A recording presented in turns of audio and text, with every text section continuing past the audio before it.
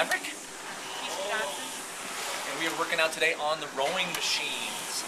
It's a great cardio workout, also good for strength, your shoulders and your back and your arms. A good total body workout, one of the classics. This past Thursday, there was a terrible tragedy in Fort Hood, Texas, which is near Killeen, Texas. There was a mass shooting, 13 dead and 30 wounded on the Army base.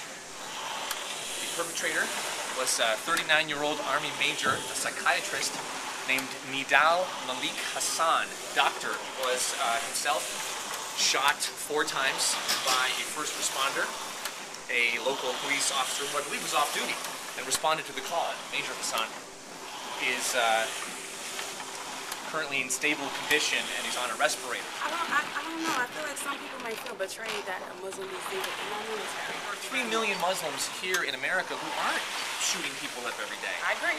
It turns out there are about 2,000 self-identified Muslims in the active duty army out of a total of 550,000 active duty soldiers. So he's a very small minority. Major Hassan was an especially observant Muslim. I think he went to prayers, I believe, every day, 5 times a day, from what I'd read, and had become increasingly observant since his parents had died. Think of the killing of George Tiller, the abortion provider, a few months back. That was by a Christian extremist. And it's possible that Dr. Hassan was a Muslim extremist, and I think extreme religious views of any stripe are dangerous. It is what it is. They're going to name the person. They're going to name their religious base. This is America. That's what we do. We're going to associate that person with their religion. Not saying that their religion drove them to do a certain thing. We're just announcing their religion as we announce who they are. In May, there was a shooting at Camp Liberty in Baghdad, where an Anglo-American soldier, I believe, whose last name was Russell, went in and shot up one of the buildings and killed 5 soldiers. And I don't believe they called him a Christian soldier. The truth is, we're in Iraq. We're in Afghanistan right now. So if you're a Muslim doing anything in America, or even over there, they're going to announce it's going to be about suicide. Yes. It's going to be about Muslims. And it is apparently, this has not been confirmed, but Major Hassan had posted to extremist Islamic websites making comments that were positive towards suicide bombings. And so that again lends itself to a religious interpretation. At the same time, he was about to be deployed, and again, all this discussion about the killer is not intended to excuse or justify his actions. What he did was a heinous criminal act. I think he should be put in jail for the rest of his life. Now in Texas, if he's tried in civilian court, he can get the death penalty.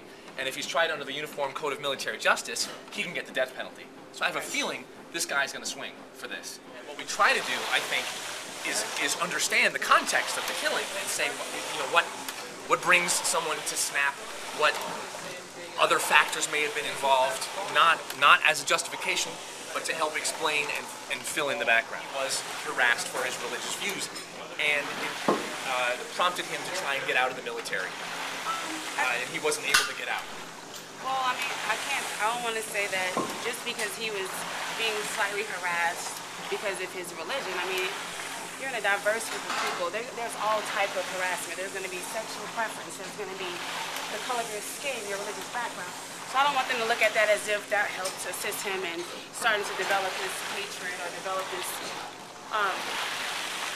start to do this decision. What may have been a factor in his pathology. What were the warning signs? And again, he was an Army psychiatrist, so what about his command structure? Who was paying attention to him? Who pays attention to the psychiatrists and the strains that they're under when they're dealing with guys coming back with injuries from Iraq and Afghanistan? Right, and who counsels him? Right, exactly. Who counsels the counselor? It's very unfortunate for those soldiers because he attacked the medical processing center. So you have those soldiers coming back, dealing with soldiers who were sick. Yeah, and you have those in transition to be shipped out. So what about those soldiers who came back, who survived, and only to die on American soil? That is like so devastating. But in 1991, in Killeen, Texas, there was one of the largest mass killings in American history when a man drove his truck through the window of a cafeteria and then got out and fatally shot 22 people and then himself in the very same town where this is happening now. Plus, we had the Virginia Tech shooting in 2007, which killed, how many was it, 37 who died in that killing? There was another 11 killed in upstate New York. I believe it was last year at that immigrant processing center in Binghamton. there's been a rash of mass killings. Now, what's happening to us as a nation that we are so violent, that we tend to produce these outliers who snap and wreak havoc. Maybe we're just so busy doing our worrying about ourselves and everyone else that we don't pay attention. I'm not really sure. That when you have a me-centered society, it tends to allow individual me-centered pathologies to flourish more. The suicide rate in the Army is now greater than the suicide rate in the civilian population.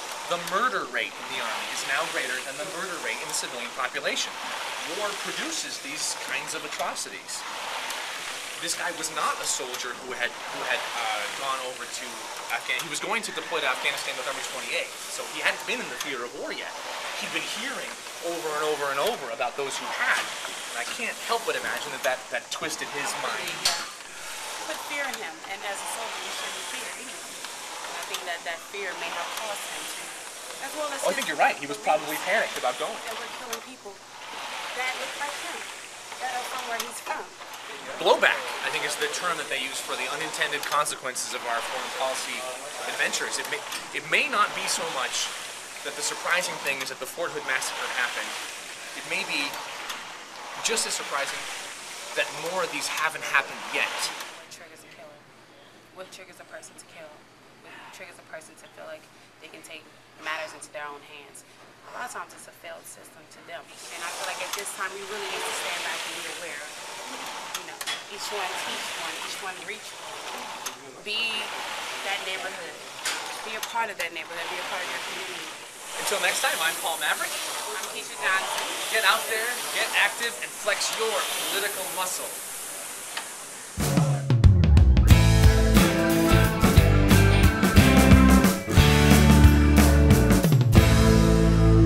I just want to say that my butt hurts.